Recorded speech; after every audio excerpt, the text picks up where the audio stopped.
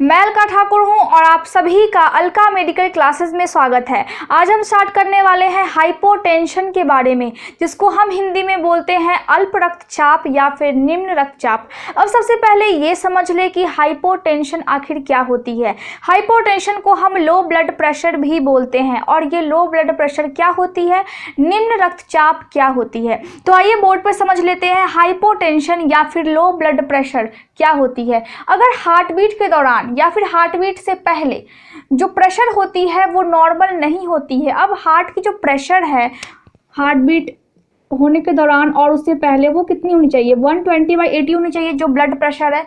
लेकिन ब्लड का जो प्रेशर है वो इससे कम होता है। इसका क्या मतलब है? इसका मतलब है या तो हार्ट को ब्लड नहीं पहुंच पा रही है या फिर हार्ट और बहुत सारे ऑर्गन्स या फिर ब्रेन में सही से ब्लड का पंपिंग नहीं हो पा रहा है। हार्ट सही से सफिशिएंट अमाउंट में ब्लड सही से सारे ऑर्गन्स को पंप नहीं कर पा रही है। उसको हम बोलते हैं लो ब्लड प्रेशर, जिसमें सभी ऑर्गन्स को ऑक्सीजन वाली ब्लड यानी कि ऑक्सीजनेटेड ब्लड सही से नहीं मिल पाती है। अब हम टाइप्स देख लेते हैं लो ब्लड प्रेशर का, यानी कि अगर बॉडी में ब्लड का प्रेशर लो है, कम है, तो उसके कितने टाइप्स हो सकते हैं। तो डॉक्टर्स इसे बहुत सारे टाइप्स में डिवाइड कर सकते हैं। किस कारण, किस बेसिस पे डिवाइड करेंगे, वो कारण के बेसिस पे, यानी कि कॉजेज और रिस्क फैक्टर दोनों को मिला करके वो बहुत सारे टाइप्स इसके कर सकते हैं डिवाइड, बहुत सारे टाइप्स में इसको कन्वर्ट कर सकते हैं। लेकिन कुछ टाइप जो मैं आपको बता रही हूँ वो यहाँ पे हैं। पहला टाइप क्या है? पहला है low blood pressure on standing up, जिसको हम क्या बोलते हैं मेडिकल टर्म में, जिसको हम बोलते हैं पोस्चुरल या फिर ऑर्थोस्टैटिक हाइपोटेंशन। ये जो ब्लड प्रेशर है वो कब होती है? खड़े होने पे होती है। सडनली जब हम खड़े होते हैं तो ब्लड का प्रेशर लो हो जाती है। अब इसको डिटेल से बारी बारी से समझेंगे। सबसे पहले दूसरा समझ ले, दूसरा कौन सी टाइप है? दूसरा है low blood pressure after eating, यानी कि ब्लड प्रेशर लो हो जाती है खाना खाने के बाद। इसको मेडिकल टर्म में क्या बोलते हैं? Post prandial hypotension.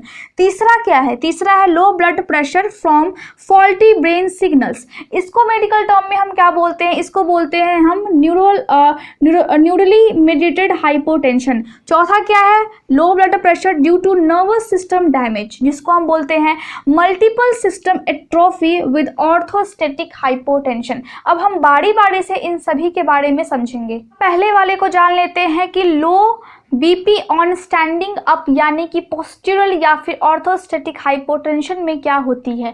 इसका क्या मतलब है? लो बीपी तब होती है जब कोई पर्सन बैठा हुआ होता है और सडनली अगर वो खड़ा हो जाए तो सडनली जो उसकी बीपी है वो लो हो जाती है। या फिर अगर कोई पर्सन लेटा हुआ है और वो खड़ा हो जाए तो उस टाइम में अचानक से उसकी जो ब्लड प्रेशर है वो लो हो जाती है।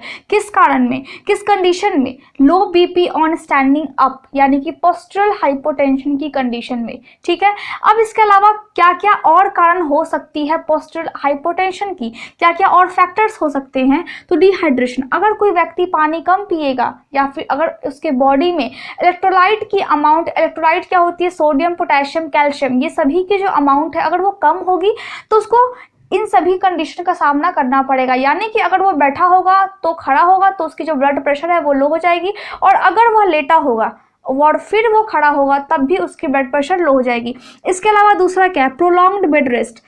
फॉर एग्जाम्पल, अगर कोई व्यक्ति का एक्सीडेंट हो गया है और वो लंबे समय से बेड रेस्ट में है तो उस कंडीशन में भी ये सिचुएशन आ सकती है। इसके अलावा सर्टेन न्यूरोलॉजिकल डिसऑर्डर्स, ब्रेन में अगर कोई डिसफंक्शन हो गई है, ब्रेन सही से फंक्शन नहीं कर रही है या फिर चोट लगने के कारण वहाँ का कोई पार्ट डैमेज हो गया है, उस कारण भी हो सकती है। या फिर सही से ब्रेन में कोई चीज़ की कमी होने के कारण, फॉर एग्जाम्पल अगर कैल्शियम कमी हो जाए, कैल्शियम की कमी हो जाए अगर बॉडी में, तो ब्रेन भी सही से फंक्शन नहीं करती है। तो ये सभी का कंडीशन क्या है कि ब्रेन को अफेक्ट करते हैं, जिसके कारण क्या हो सकती है? हाइपोटेंशन की स्थिति आ सकती है, पोस्चुरल हाइपोटेंशन की स्थिति आ सकती है।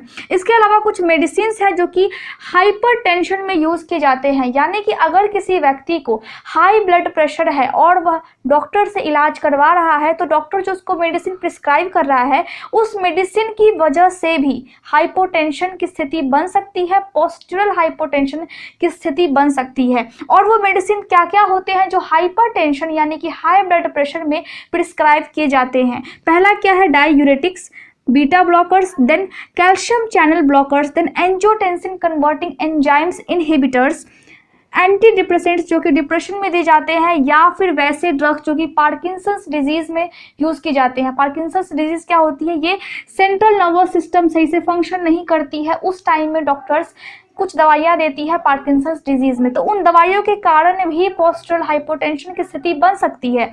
या फिर जब किसी मेल में इरेक्टाइल डिसफंक्शन हो, इरेक्टाइल डिसफंक्शन का मतलब क्या होता है, अगर सेक्सुअल इंटरकोर्स के दौरान अगर मेल का जो पेनिस है वो सही से अगर इरेक्ट नहीं होता है तो उसको सही करने के लिए डॉक्टर्स मेडिसिन देते हैं, और जो वो मेडिसिन देते हैं उस मेडिसिन के कारण भी हाइपोटेंशन की स्थिति बन सकती है। कौन सी हाइपोटेंशन, पोस्टरल हाइपोटेंशन की स्थिति बन सकती है। दूसरा, लो बीपी आफ्टर ईटिंग, इसको हम मेडिकल टर्म में क्या बोलते हैं, मेडिकल टर्म में हम बोलते हैं पोस्ट प्रेंडियल हाइपोटेंशन। इसमें क्या होती है, खाना खाने के बाद ब्लड प्रेशर कम हो जाती है, और ये मोस्टली अधिक उम्र के लोगों को ज़्यादा होती है, और उन लोगों को भी होती है जिनमें हाई ब्लड प्रेशर की शिकायत होती है, उन लोगों को ये ज़्यादा अफेक्ट करती है, क्योंकि वो हाई ब्लड प्रेशर को कम करने के लिए जो मेडिसिन लेते हैं उन मेडिसिन की वजह से ये समस्या हो सकती है। या फिर जिन लोगों में नर्वस सिस्टम की प्रॉब्लम है, नर्वस सिस्टम में कौन सी प्रॉब्लम होती है, इसके एग्जांपल्स मैंने एक दिए हैं,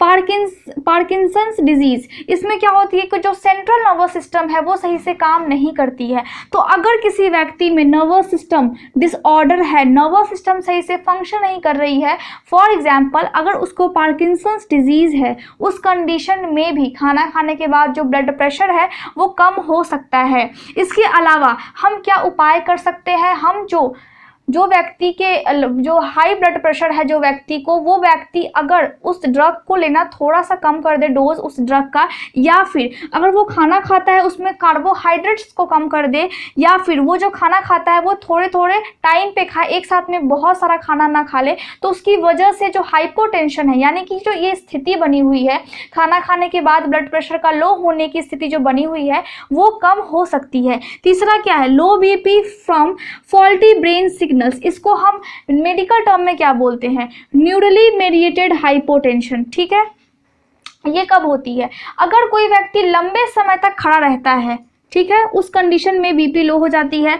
ये मेनली क्या क्या सिम्टम्स होते हैं, लो BP from faulty brain signals के क्या क्या सिम्टम्स होते हैं, तो कुछ सिम्टम्स मैंने यहाँ पे लिखे हैं। पहला क्या है, डिजीनेस, अगर उसको लो बीपी हो रही है तो उसको चक्कर आएगी। नोजिया, यानी कि वॉमिटिंग का मन करेगा, उसको लगेगा कि अभी वॉमिटिंग होने वाला है बट वॉमिटिंग नहीं होगी। इसके अलावा फेंटिंग, वो अनकॉन्शियस भी हो सकता है, वो अचानक से गिर करके बेहोश भी हो सकता है। ठीक है, ये मोस्टली अफेक्ट करती है यंग पीपल को, जो युवा लोग होते हैं उनको ये ज़्यादा होती है। और ये क्यों होती है, क्योंकि जो ब्रेन है और जो हार्ट है उनके बीच जो कम्युनिकेशन होती है, अब कम्युनिकेशन कैसे होती है, न्यूरॉन्स के थ्रू होती है। ब्रेन जो है वो मैसेज को ट्रांसफ़र करता है सभी बॉडी के सभी ऑर्गन्स को ट्रांसफ़र करता है, तो वो जो ट्रांसफ़र होती है मैसेज वो सही से ट्रांसफ़र नहीं हो पाती है। इसका मतलब है कि ब्रेन और हार्ट के बीच में मिसकम्युनिकेशन हो जाती है। इस वजह से ये हो सकती है low BP from faulty brain signals, brain सही से सिग्नल्स ही नहीं दे पा रही है, मिसकम्युनिकेशन हो गई है, जिसकी वजह से ये समस्या बनी हुई है। चौथा है low BP due to nervous system damage, जिसको हम मेडिकल टर्म में क्या बोलते हैं, multiple system atrophy with orthostatic hypotension. इसमें क्या होती है, बीपी लो हो जाती है कब, जब नर्वस सिस्टम डैमेज होने लगती है या फिर नर्वस सिस्टम डैमेज हो रही होती है। इसके अलावा ये जो multiple system atrophy with orthostatic hypotension है, इसको हम शाय-ड्रैगर सिंड्रोम भी बोलते हैं। और शाय-ड्रैगर सिंड्रोम एक रेयर डिसऑर्डर है, यानी कि बहुत कम लोगों में ये डिसऑर्डर, ये बीमारी देखी जाती है जिसमें ऑटोनोमिक नर्वस सिस्टम डैमेज होती है। कंटिन्यूअसली ये जो डिसऑर्डर है वो ऑटोनोमिक नर्वस सिस्टम को डैमेज करती है। अब सबसे पहले ये समझ ले कि जो ऑटोनोमिक नर्वस सिस्टम है वो नर्वस सिस्टम का ही एक पार्ट है, और जो ये ऑटोनोमिक नर्वस सिस्टम है वो कंट्रोल करती है इनवॉलेंट्री फंक्शन को, यानी कि हमारे बॉडी में वैसे फंक्शन को जिस पे हमारा कंट्रोल ही नहीं होता है। और कौन कौन से ऐसे फंक्शन है, for example blood blood pressure, blood का जो प्रेशर है उस पर हम कंट्रोल नहीं कर सकते हैं। दूसरा हार्ट रेट, हार्ट की जो रेट है उसको हम कंट्रोल नहीं कर सकते, उसकी जो पंपिंग है उसकी कितनी होनी चाहिए पंपिंग, इसको भी हम कंट्रोल नहीं कर सकते हैं। ब्रीदिंग, हम अपनी सांसों पे कंट्रोल नहीं कर सकते, कितनी बार हमें सांस लेना चाहिए, हमें इस पे कंट्रोल नहीं है। और डाइजेशन, हमारा जो पाचन है उस पर भी हमारा कंट्रोल नहीं है। तो ये सभी को कौन कंट्रोल करती है? ये सभी को ऑटोनोमिक नर्वस सिस्टम कंट्रोल करती है, जो कि नर्वस सिस्टम का एक पार्ट है। अब लो बीपी कब होती है? जब ये डिसऑर्डर हो जाती है और ये नर्वस सिस्टम के एक पार्ट को डैमेज करती है। इसका मतलब ये नर्वस सिस्टम को डैमेज करती चली जाती है, जिसके कारण भी हाइपोटेंशन की कंडीशन हो सकती है, हाइपोटेंशन की स्थिति बन सकती है। कौन कौन से ऐसे कारण हैं जिसकी वजह से हाइपोटेंशन यानी कि लो ब्लड प्रेशर की स्थिति बन जाती है? सबसे पहले हम देखें तो कुछ मेडिसिन ऐसे होते हैं जो कि हाइपरटेंशन, जिस व्यक्ति का ब्लड प्रेशर हाई है उनको डॉक्टर्स प्रिस्क्राइब करते हैं। तो वो कौन कौन से मेडिसिन होते हैं? Calcium channel blockers, beta blockers, diuretic या फिर ACE इनहिबिटर्स, जिसको हम बोलते हैं एंजियोटेंसिन कन्वर्टिंग एंजाइम इनहिबिटर्स। इन सभी मेडिसिन के कारण हाइपोटेंशन यानी कि लो ब्लड प्रेशर की सिचुएशन, लो ब्लड प्रेशर की कंडीशन आ सकती है। दूसरा क्या है? कुछ मेडिसिन होते हैं जो कि यूज़ किए जाते हैं, डिप्रेशन वाले पेशेंट को दिए जाते हैं। वो मेडिसिन कौन है? सबसे पहले मैं बता दूं आपको कि वो मेडिसिन है एमिट्रिप्टिलिन। इस मेडिसिन के कारण क्या होती है कि जो ब्लड प्रेशर है पेशेंट में वो लो हो जाती है। और दूसरा, अगर पार्किंसंस डिजीज़ है किसी व्यक्ति को, उसमें उसको दिया जाता है लेवोडोपा, कार्डिडोपा। उसके बाद अगर किसी व्यक्ति में इरेक्टाइल डिसफंक्शन है, इसका मतलब कि अगर पेनिस सेक्सुअल इंटरकोर्स के दौरान अगर इरेक्ट नहीं हो पाता है तो डॉक्टर्स उनको जो मेडिसिन प्रिस्क्राइब करते हैं वो मेडिसिन क्या क्या होते हैं? सिल्डेनेफिल, वार्डनेफिल या फिर टेडलाफिल। ये सभी जो ड्रग्स हैं, ये सभी ड्रग्स के कारण, सबसे पहले इरेक्टाइल डिसफंक्शन में ये 3 ड्रग्स हो गए, पार्किंसंस डिजीज़ में ये 2 ड्रग्स हो गए और डिप्रेशन में ये ड्रग्स हो गए।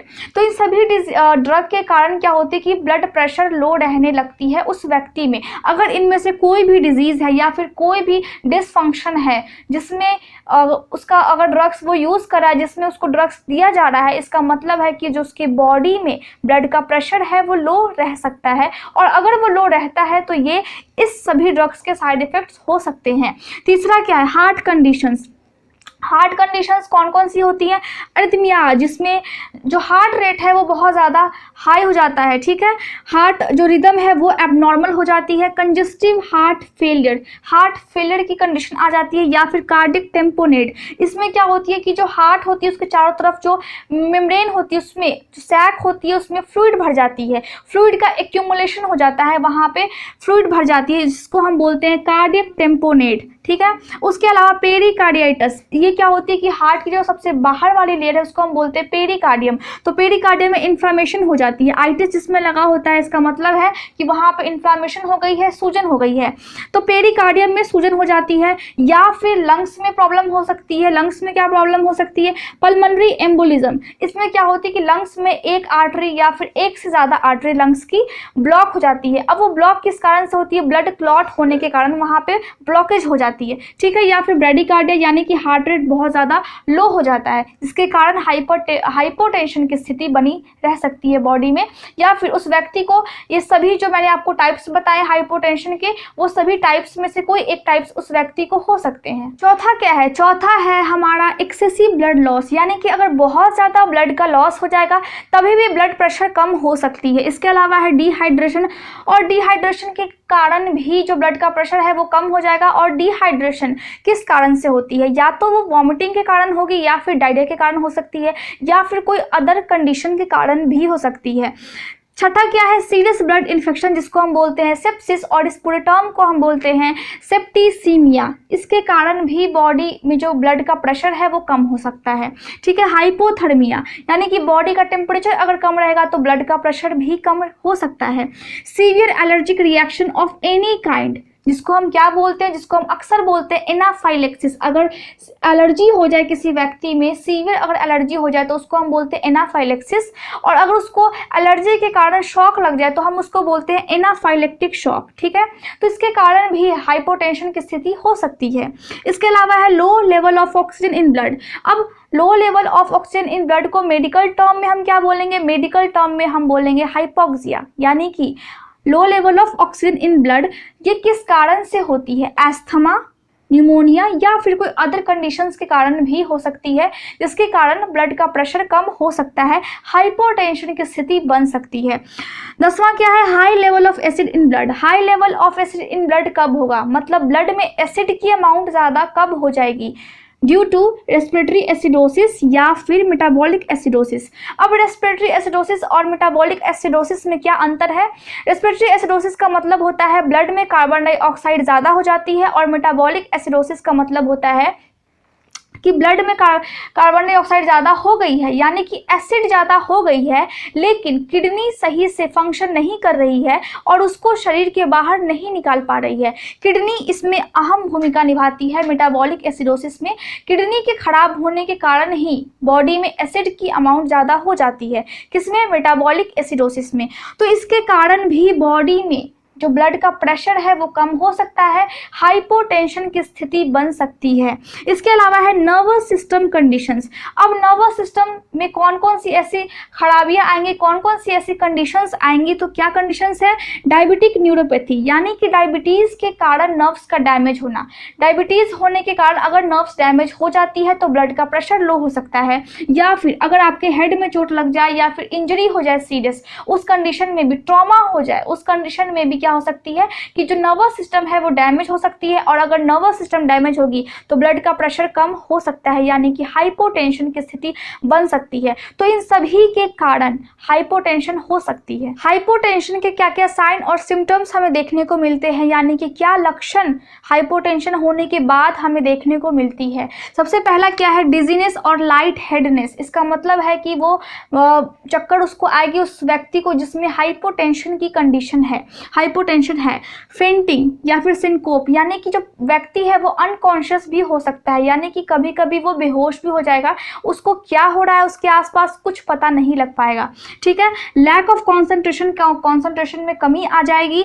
ब्लड विजन उसको सही से दिखाई नहीं देगा, ब्लड दिखाई देगा। नोजिया, यानी कि उसको वॉमिटिंग करने का मन करेगा बार बार। कोल्ड, क्लेमी, पेल स्किन। कोल्ड मतलब ठंडा, क्लेमी मीन्स ठंडा, नमी और चिपचिपा, यानी कि नम और चिपचिपा। पेल मीन्स पीला, इसका जो स्किन होगा वो थोड़ा सा चिपचिपा, पीला और नम और ठंडा स्किन होगा। ठीक है, rapid and shallow breathing. Rapid means जल्दी जल्दी सांस लेगा और डीप ब्रीदिंग नहीं करेगा। जल्दी जल्दी सांस, शैलो मीन्स क्या होता है कि नॉट डीप, तो जल्दी जल्दी सांस लेगा और जो उसकी ब्रीदिंग है वो डीप नहीं होगी। फैटिग, उसको बहुत ज़्यादा थकावट महसूस होगी। इसके अलावा डिप्रेशन में भी जा सकता है पेशेंट को प्यास लगेगी, उसके चेस्ट में पेन भी रह सकता है और हार्ट अटैक भी आ सकता है अगर सीवियर हाइपोटेंशन की कंडीशन है। उसमें हार्ट अटैक क्यों आएगा, क्योंकि हार्ट को सही से ब्लड नहीं मिलेगा, और शॉक भी लग सकता है। शॉक का मतलब क्या होता है कि ब्रेन को सही से ब्लड नहीं पहुंच पाता, यानी कि जब हार्ट में ही ब्लड कम होगा तो हार्ट सही से ब्लड को पंप नहीं कर पाएगी, और जब सही से ब्लड पंप नहीं होगा तो सभी ऑर्गन्स में नहीं मिल पाएगा ब्लड, और साथ ही साथ ब्रेन तक भी ब्लड नहीं पहुंच पाएगा, जिससे कि शॉक की स्थिति भी हो सकती है, शॉक भी लग सकता है पेशेंट को। तो इस तरह से हम देखते हैं कि क्या क्या साइन एंड सिम्टम्स होते हैं हाइपोटेंशन के। हाइपोटेंशन की स्थिति में कौन कौन से टेस्ट और क्या क्या डायग्नोसिस की जाती है, डॉक्टर्स कौन कौन से टेस्ट करते हैं। तो सबसे पहले ब्लड प्रेशर को टेस्ट करते हैं कि ब्लड का प्रेशर एग्जैक्टली में कितना है। ठीक है, उसके बाद कंप्लीट ब्लड काउंट, यानी कि आरबीसी की कितनी काउंट है, वाइट ब्लड सेल्स कितनी है, प्लेटलेट सही अमाउंट में है या नहीं है, इन सभी का पता लगाते हैं सीबीसी करके। ठीक है, ब्लड इलेक्ट्रोलाइट मेजरमेंट, ब्लड में इलेक्ट्रोलाइट यानी कि सोडियम, पोटेशियम, कैल्शियम की जो मात्रा है वो कितनी है उसको हम मेजर करते हैं। ब्लड एंड यूरिन कल्चर करते हैं, ब्लड टेस्ट करते हैं और यूरिन का हम कल्चर करते हैं कि कोई इन्फेक्शन तो नहीं है, और जितनी अमाउंट में बॉडी से यूरिन में जो जो सब्सटेंसेस को एक्सक्रीट होनी चाहिए, क्या बॉडी उसको एक्स्ट्रा एक्सक्रीट कर रही है या फिर कम एक्सक्रीट कर रही है, या फिर यूरिन नॉर्मल है या फिर नहीं है, यूरिन की पीएच नॉर्मल है या फिर नहीं है, इन सभी को हम यूरिन कल्चर में देखते हैं। ठीक है, इसके अलावा ईसीजी यानी कि हार्ट के फंक्शन को टेस्ट करते हैं इलेक्ट्रोकार्डियोग्राम के थ्रू कि हार्ट कैसे फंक्शन कर रही है, और इकोकार्डियोग्राम हार्ट बीट कैसी है, हार्ट बीट सही से है या नहीं है, रिदम वाइज है या नहीं है, इन सभी को हम देखते हैं, ठीक है। इसके अलावा स्ट्रेस का टेस्ट करते हैं कि अगर किसी व्यक्ति को ज़्यादा स्ट्रेस हो गई है, इसकी वजह से भी हाइपोटेंशन की सिचुएशन है, तो हम उसका भी टेस्ट करते हैं, जिसको हम बोलते हैं स्ट्रेस टेस्ट।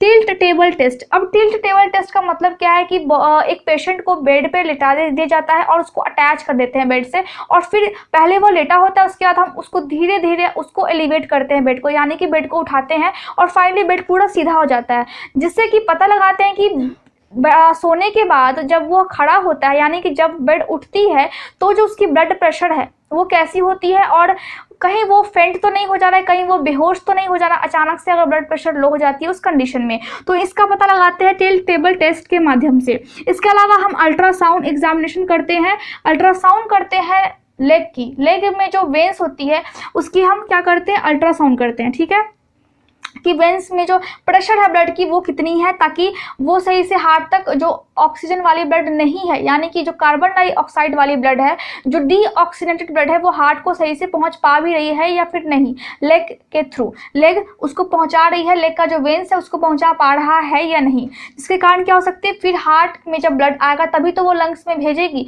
और फिर लंग्स से ऑक्सीजन लेकर के आएगी हार्ट में वापस, तो वो अल्ट्रासाउंड करते हैं लेग के वेन्स को, ठीक है। इसके अलावा चेस्ट एक्सरे, चेस्ट का एक्सरे करते हैं, अल्ट्रासाउंड करते हैं और फिर सिटी स्कैन भी करते हैं वहाँ के टिश्यू के एग्जामिनेशन के लिए, वहाँ की जो टिश्यू होती है, सेल्स होती है, उसके एग्जामिनेशन के लिए सेल्स की सिटी स्कैन करते हैं। तो इस तरह से हम देखते हैं कि कौन कौन से टेस्ट होते हैं और कौन कौन सी डायग्नोसिस की जाती है ड्यूरिंग हाइपोटेंशन। हाइपोटेंशन के मैनेजमेंट के लिए हम क्या क्या करते हैं, सबसे पहले कारण जान लें कि अगर डिहाइड्रेशन की वजह से, डिहाइड्रेशन के कारण अगर हाइपोटेंशन की स्थिति बनी हुई है किसी व्यक्ति में, तो हम उसको क्या देंगे, तो हम उसको फ्लूइड्स देंगे या फिर इलेक्ट्रोलाइट्स देंगे। अगर माइल्ड है तो सिर्फ फ्लूइड और इलेक्ट्रोलाइट देने से काम चल जाएगा, मुंह से देंगे हम उसको फ्लूइड और इलेक्ट्रोलाइट। अगर मॉडरेट है या फिर सीवियर है तो हम उसको आईवी फ्लूइड्स देंगे और आईवी ही हम उसको इलेक्ट्रोलाइट्स देंगे, ठीक है। अगर ब्लड लॉस हो गया है बहुत ज़्यादा, जिसकी वजह से ब्लड का प्रेशर कम हो गया है, यानी कि कोई ट्रॉमा की वजह से या एक्सीडेंट्स की वजह से ब्लड का बहुत ज़्यादा लॉस हो गया, तो हम ब्लड ट्रांसफ्यूजन कर सकते हैं और आईवी फ्लूइड्स हम उसको दे सकते हैं, ठीक है। सेप्टिक शॉक, यानी कि ब्लड में अगर इन्फेक्शन हो गई है जिसके कारण ब्लड का प्रेशर कम हो गया है, उसमें हम आईवी फ्लूइड्स देंगे और आईवी ही हम एंटीबायोटिक्स पेशेंट को देंगे। ऑर्थोस्टेटिक अगर हाइपोटेंशन की स्थिति है उस कंडीशन में हम कौन सी मेडिसिन देंगे, फ्लूड्रोकॉर्टिसोन, जो क्या करती है, बीपी को फिर रेज कर देती है। उसके अलावा अगर क्रोनिक ऑर्थोस्टेटिक हाइपोटेंशन की स्थिति है, मतलब जो ऑर्थोस्टेटिक हाइपोटेंशन बहुत लंबे समय से है, क्रोनिक मींस लंबे समय से, तब हम उसको मीडोड्रीन देंगे।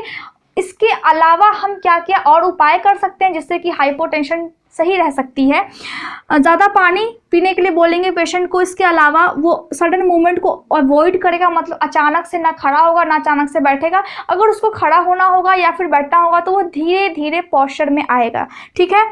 वो जो कार्बोहाइड्रेट है अपने मील में, अपने खाने में कार्बोहाइड्रेट की मात्रा कम लेगा और खाना एक साथ बहुत सारा नहीं खाएगा, थोड़े थोड़े टाइम पे थोड़ा थोड़ा खाना खाएगा, जिससे कि उसकी जो ब्लड प्रेशर है वो सही रहे, ठीक है। इसके अलावा वो बीट रूट यानी कि चुकंदर का जूस, फ्रेश चुकंदर का जूस पिएगा ताकि जो उसकी ब्लड प्रेशर है वो सही रहे। इसके अलावा वाटर भी उसको बहुत अधिक मात्रा में पीनी होगी। तो इस तरह से हम देखते हैं कि मैनेजमेंट किस तरह से हम कर सकते हैं। आज के लिए बस इतना ही। Thank you so much for watching my video. अगर आपको मेरा वीडियो अच्छा लगा हो तो आप इसे लाइक, शेयर और सब्सक्राइब जरूर करें। और आपको अदर कोई और नॉलेज है इस टॉपिक के रिलेटेड, इस टॉपिक के बारे में कोई भी अगर नॉलेज है तो आप कॉमेंट्स करके मुझे बता सकते हैं।